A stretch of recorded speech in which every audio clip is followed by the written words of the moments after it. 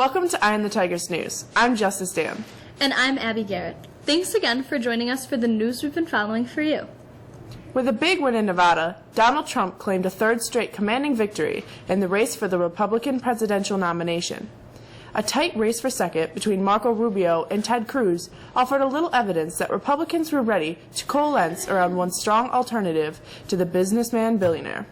With victories now under his belt in the West, the South, and Northeast, a gleeful Trump was oozing even more confidence than usual Tuesday night that the GOP nomination is within reach.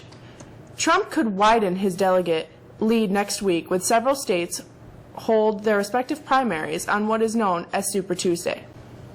Central New Yorkers are still coming to grips with the reality of a little girl's death at the hands of her father. 2-year-old Maddox Lawrence's body was pulled from a creek near Onondaga Lake on Tuesday after she and her father, Ryan Lawrence, went missing over the weekend, sparking an Amber Alert. According to Syracuse.com, Lawrence admitted killing his daughter in Cortland County on Saturday and then drove to Syracuse to hide the remains. Lawrence has been charged with second-degree murder, arraigned this morning, where he is pleading not guilty. Majority Leader Mitch McConnell emphatically ruled out any Senate action on whoever President Barack Obama nominates to fill the Supreme Court vacancy, an extraordinary step that escalated the partisan election year struggle over replacing the late Antonin Scalia. Democrats promised the unreadmitting pressure on Republicans to back down or face the consequences in November's voting. U.S. health officials are investigating more than a dozen possible Zika infections that may have been spread through sex. The 14 cases all involve men who visited areas with Zika outbreaks, and who many have infected their female sex partners, who had not traveled. Zika virus is mainly spread by mosquito bites, but there have been at least 2 reported cases of sexual transmission, including a recent case in Texas. On Tuesday, the Centers for Disease Control and Prevention said the 14 cases include 2 pregnant women whose infections have been confirmed. Tests are pending for their male partners.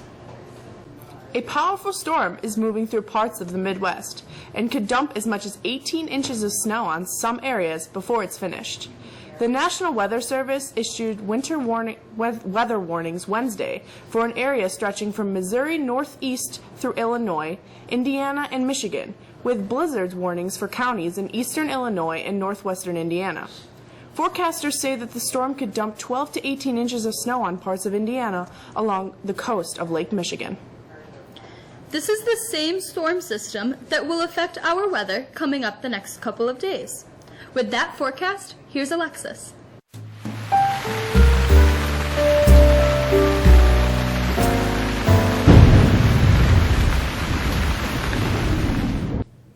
A strong low-pressure system is about to give us quite a mixed bag of weather over the next couple of days.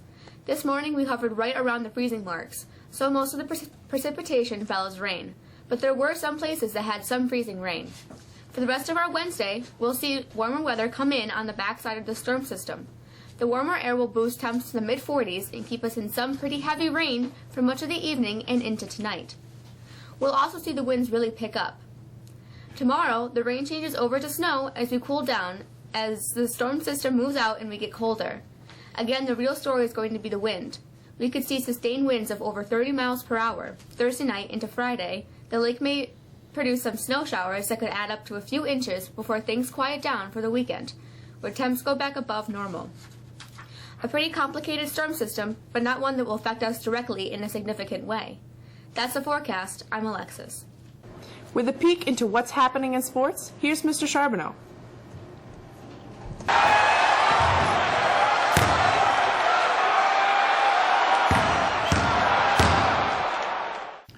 Three Mexico wrestlers, Theo Powers, Hunter Howland, and Austin O'Reilly, head to Albany tomorrow for the New York State Wrestling Championships beginning on Friday. Powers returns to defend the title that he won last year. Howland and O'Reilly, well, they have legitimate shots to move forward to a championship bout later in the weekend. Hilton Hotels have apologized Tuesday after Cleveland Cavaliers guard Kyrie Irving said he was bitten by bed bugs during a weekend stay in downtown Oklahoma City. Irving played just 9 minutes on Sunday in a win over Oklahoma City. The team blamed flu-like symptoms, but Irving later said he was not feeling well after discovering bed bugs on a pillow and ending up on a couch instead of his bed. Conor McGregor will fight Nate Diaz at UFC 196 on March 5th after champion Rafael dos Anjos dropped out of their bout with a foot injury. UFC President Dana White announced the 170-pound matchup Tuesday night after a day of frantic shuffling. Dos Anjos was forced out of the match after injuring his foot in training in his native Brazil. McGregor, who's 19-2, won the 145-pound featherweight title in December, and the loquacious Irish superstar hoped to hold the 155-pound lightweight belt simultaneously. Colorado Rockies shortstop Jose Reyes was placed on paid leave Tuesday under Major League Baseball's new domestic policy. Pending completion of criminal proceedings, he will not report to spring training. The 32-year-old Reyes, a four-time All-Star, was arrested in Hawaii at Maui Resort on October 31st following an argument with his wife and pleaded not guilty to a charge of abuse of a family household member. He was released after posting a $1,000 bail and is scheduled for a trial starting April 4th, the day the Rockies open the season at Arizona. The New York Yankees' Aroldis Chapman and the Dodgers' Yasiel Puig are also under investigation for separate domestic issues under baseball's new domestic violence policy. And finally, the Mets outfielder, Yoenis Cespedes, certainly made a splash as he reported to his team's spring training complex in Port Lucie, Florida, yesterday. Cespedes arrived in a tricked-out motorcycle that had teammates and media scurrying to the parking lot. You gotta love it, Yoenis. That's it for sports. I'm Michael Charbonneau. Finally, we take a look at a pretty busy calendar of events. True Beauty Project has been rescheduled for this Thursday, February 25th.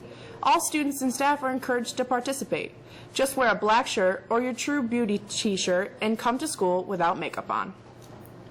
The French Club 25th Annual Semi-Formal Dance will take place this Friday, the 26th, at 8 p.m., featuring the Greater Music Company's DJs.